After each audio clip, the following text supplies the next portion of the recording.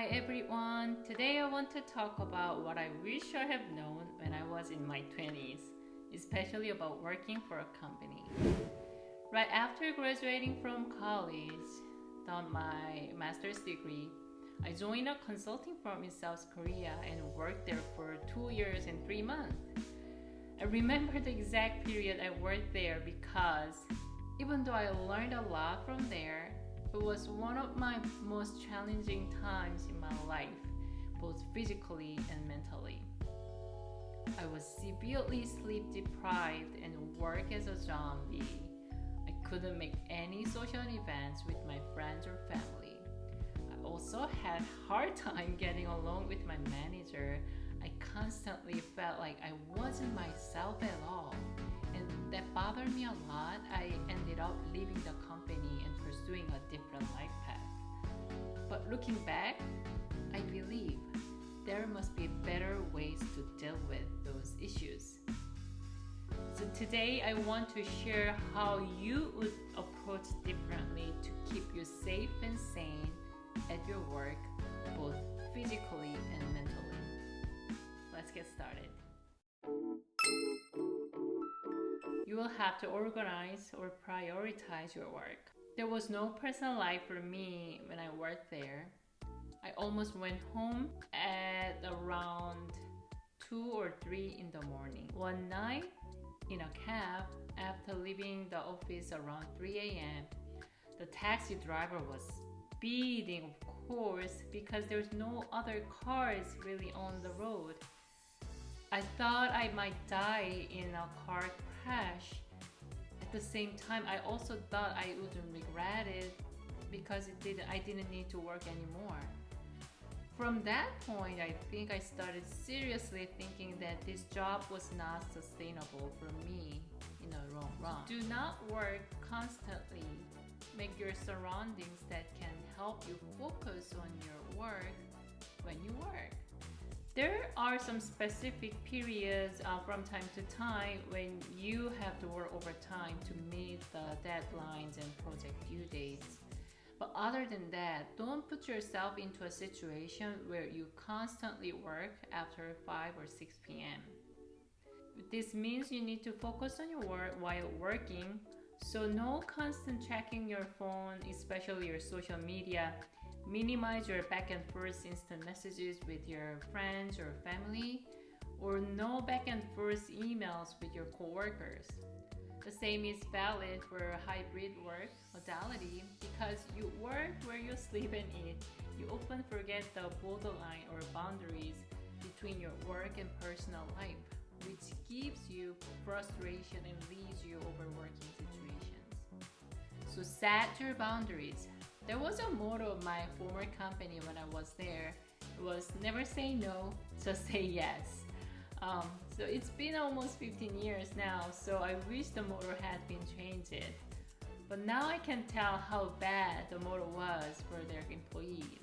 You should have boundaries regarding meeting time, your focus time, your lunch time, and communication time with your coworkers. For example, if you are invited to a meeting, you don't want to say, just schedule whatever you prefer, I'm available anytime.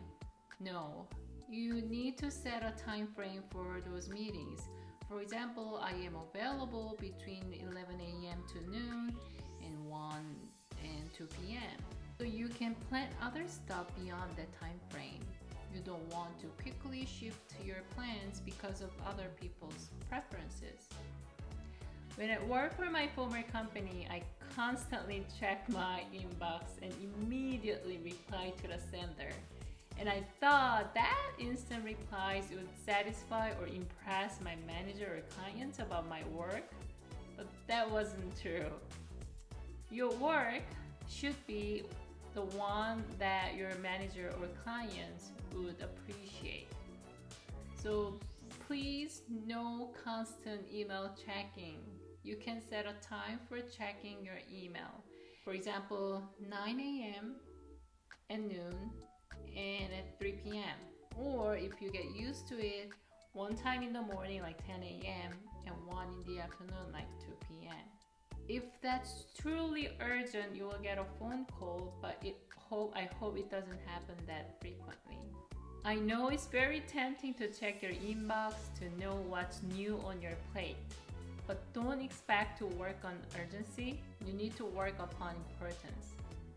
Urgency does not equal importance, and you must focus on the important stuff.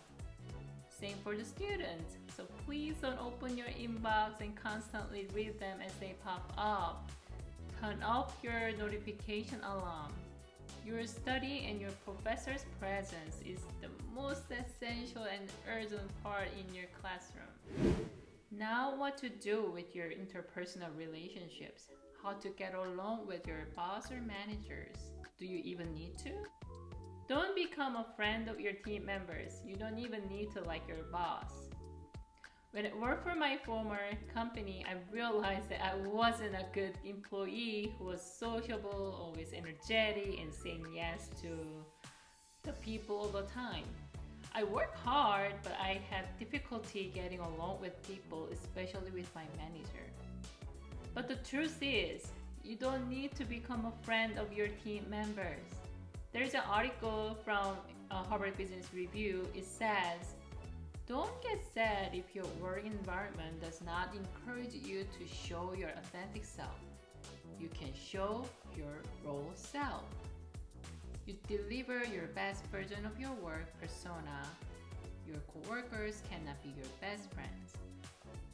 I still keep in touch with some of my work cohort who joined the company together, but not with other team members or managers.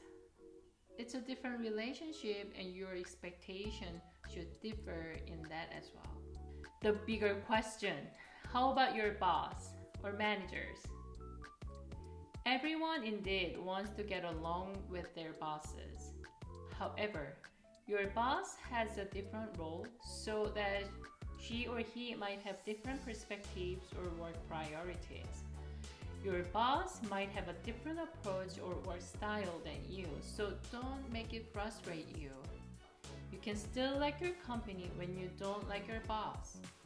A recent Harvard Business Review article also mentioned that if your work environment is stable and you get along with at least a few of your colleagues, it's okay not to hang out with your boss.